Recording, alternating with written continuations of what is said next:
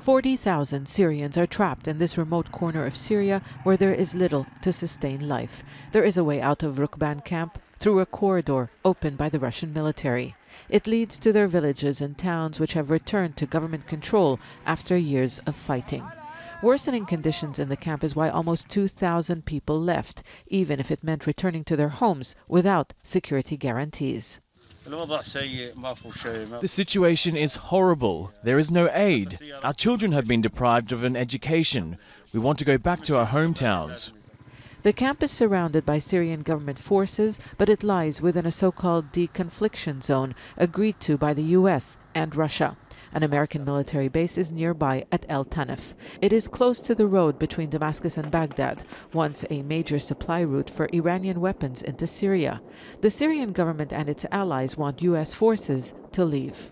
The end goal of Russia seemingly is to recapture the 55-kilometer zone where the U.S. is currently sitting at Tanef. And it has utilized Rukban in this means by inducing a worse humanitarian crisis in order to put pressure on the United States to either respond to the crisis or take blame for Rukban's deteriorating conditions. Ultimately, the aim is to remove the U.S. or to force the U.S. out.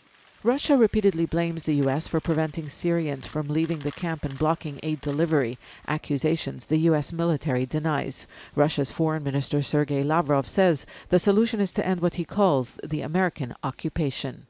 The Americans unilaterally announced the creation of some kind of safe zone in the region with the radius of 55 kilometers. It's unclear how they explain their unlawful presence there, the occupation. Rukban is inside this safe zone. The UN wants unhindered access to the camp to provide life-saving aid. Many of the displaced won't leave without international security guarantees, afraid of what awaits them in government-held areas. Human rights groups have reported arbitrary arrests and forced conscription in the army. We aren't going back to live under the regime. The regime can't be trusted. If they want, they can open the road to the north so we can leave. But Russia and Syria are not offering safe passage to rebel-held areas. The U.S. and human rights groups are accusing the pro-Damascus alliance of using Rukban to force American troops out of the area.